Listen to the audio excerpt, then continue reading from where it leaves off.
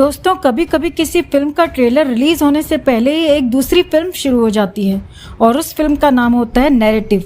एक ऐसा नैरेटिव जो इंटरव्यूज में बनता है, सोशल मीडिया पर फैलता है, रील्स में दिखाई देता है और धीरे धीरे लोगों के दिमाग में जगह बनाने लगता है।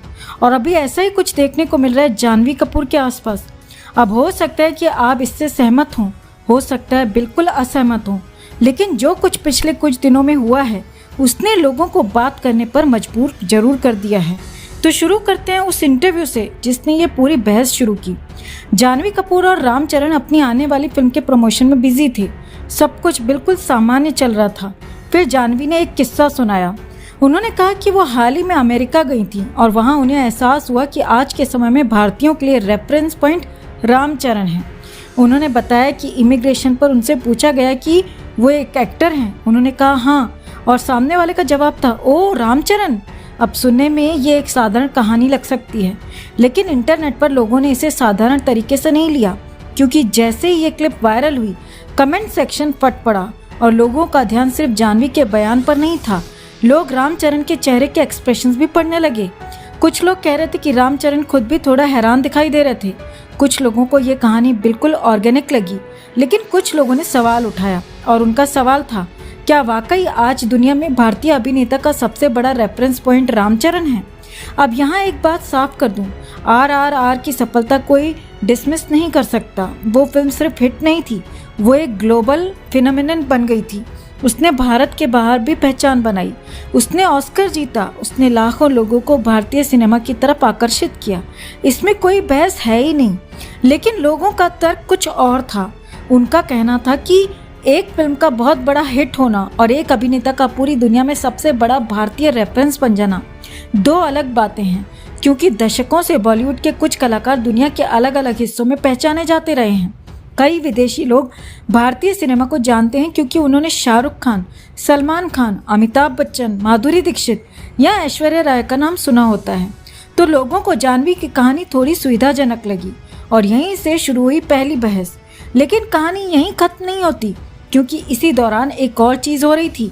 फिल्म का गाना रिलीज हुआ और उस गाने में सिर्फ जानवी कपूर नहीं थी, वहाँ श्रुति हसन भी थी, रामचरण भी थे। और यहीं से इंटरनेट पर एक दूसरा पैटर्न दिखाई देने लगा। अचानक कई रील्स सामने आने लगी, कई पोस्ट, कई एडिट्स, जिसमें एक बात बार बार दोहराई जा रही थी कि जानवी ने पूरी लाइमलाइट चुरा ली। जानवी के आने के बाद गाने की वाइब बदल गई। श्रुति हासन अच्छी थी, लेकिन लोगों की नज़र सिर्फ जानवी पर गई। कुछ पोस्ट में तो सीधे तुलना की जा रही थी और यही बात लोगों को अजीब लगी, क्योंकि अगर आप गाना देखें तो दोनों कलाकारों ने अच्छा काम किया है। लेकिन सोशल मीडिया पर ऐसा माहौल बनने लगा जैसे ये किसी डांस परफॉर्मेंस की नहीं, बल्कि एक प्रतियोगिता की बात हो। और तब कुछ लोगों ने सवाल उठाया, क्या ये सब ऑर्गेनिक है या फिर किसी खास नैरेटिव को आगे बढ़ाया जा रहा है? अब ये पहली बार नहीं है जब ऐसे सवाल उठे हों।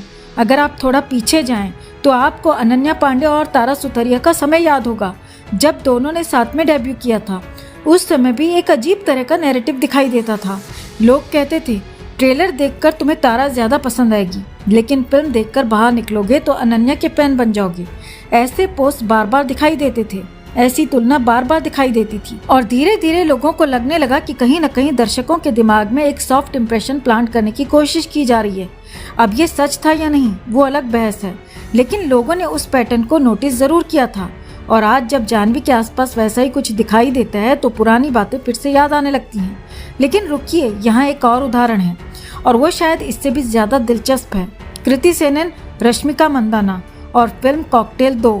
कुछ समय पहले सोशल मीडिया पर ऐसा माहौल बनाया गया जैसे दोनों के बीच किसी तरह की कोल्ड वॉर चल रही हो। किसका गाना पहले लॉन्च होगा, किसे ज़्यादा वोट्स मिलेंगे, कौन ज़्यादा लोकप्रिय है। फिर वोटिंग हुई, फिर रिएक्शन आए, फिर स्टोरीज डाली गई। फिर लोगों को लगा कि शायद दोनों के बीच कोई तनाव चल रहा है।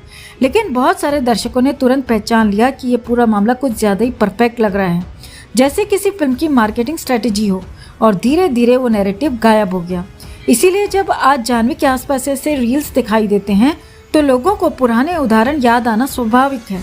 लेकिन यहाँ सबसे दिलचस्प हिस्सा अभी बाकी है, क्योंकि एक तरफ जाह्नवी कई इंटरव्यूज में कहती रही हैं कि बॉलीवुड में पीआर को लेकर बातें बढ़ा चढ़ाकर कही जाती हैं, लेकिन दूसरी तरफ करण जौहर का एक पुराना बयान भी चर्चा में आ जाता है, क्योंकि लंबे समय तक जाह्नवी करण जौहर की टैलेंट मैनेजमेंट कंपनी से जुड़ी हुई थी। और जब करण से पीआर को लेकर सवाल पूछा गया तो उन्होंने काफी दिलचस्प जवाब दिया। उन्होंने कहा कि जो भी आर्टिफिशियल प्रमोशन हो रहा है उसे बंद होना चाहिए, क्योंकि वो काम नहीं कर रहा। और उन्होंने ये भी कहा कि कई बार इंटरनेट पर जो तारीफ दिखाई देती है वो इतनी ट्रांजैक्शनल होती है कि फिल्म मेकर्स तक कंफ्यूज हो जाते हैं कि असली प्रतिक्रिया कौन सी है और पेड प्रतिक्रिया कौन सी है। अब लोगों ने इस बयान को भी जाह्नवी के पुराने इंटरव्यू से जोड़ना शुरू कर दिया और यहीं से पीआर वाली बहस और तेज हो गई। लेकिन दोस्तों, अगर आपको लगता है कि विवाद सिर्फ यहीं तक सीमित है तो कहानी का एक और अध्याय है और वो जुड़ा है जानवरों से। जाह्नवी कपूर खुद को एनिमल लवर बताती हैं। उनके पास बड़ी संख्या में डॉग्स हैं।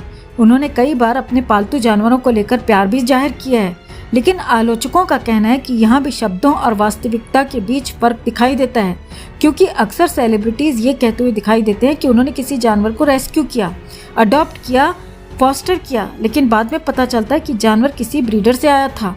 और यही बहस जाह्नवी के आसपास भी होती रही है। लोग सवाल पूछते हैं, अगर आप लगातार रेस्क्यू की बात कर रहे हैं तो फिर ज्यादातर जानवर ब्रीड वाले ही क्यों हैं? इंडी डॉग्स कहाँ हैं? क्यों नहीं दिखाई देते? अब ये सवाल सही है या गलत, उसका फैसला आप कर सकते हैं, लेकिन ये सवाल इंटरनेट पर मौजूद जरूर है। और यहीं से एक और विरोधाभास की चर्चा शुरू होती है, क्योंकि एक तरफ जाह्नवी खुद को बेहद स्पिरिचुअल बताती हैं। वो मंदिरों में जाती हैं, धार्मिक आस्था की बात करती हैं, दया और करुणा की बात करती हैं, लेकिन दूसरी तरफ आलोचक ये कहते हैं कि अगर कोई व्यक्ति सच में पशु प्रेम की बात करता है तो फिर वो ऐसे लग्जरी प्रोडक्ट्स क्यों प्रमोट करता है जो जानवरों की खाल से बने होते हैं। यहीं से डबल स्टैंडर्ड्स वाली बहस शुरू हो जाती है और ये बहस सिर्फ जाह्नवी तक सीमित नहीं है। दुनिया भर के सेलिब्रिटीज पर ये सवाल उठते रहे हैं। क्या उनकी लाइफस्टाइल उनके शब्दों से मैच करती है? क्या उनके कर्म उनके संदेशों से मेल खाते हैं? या फिर कैमरे के सामने और कैमरे के पीछे दो अलग अलग तस्वीरें होती हैं?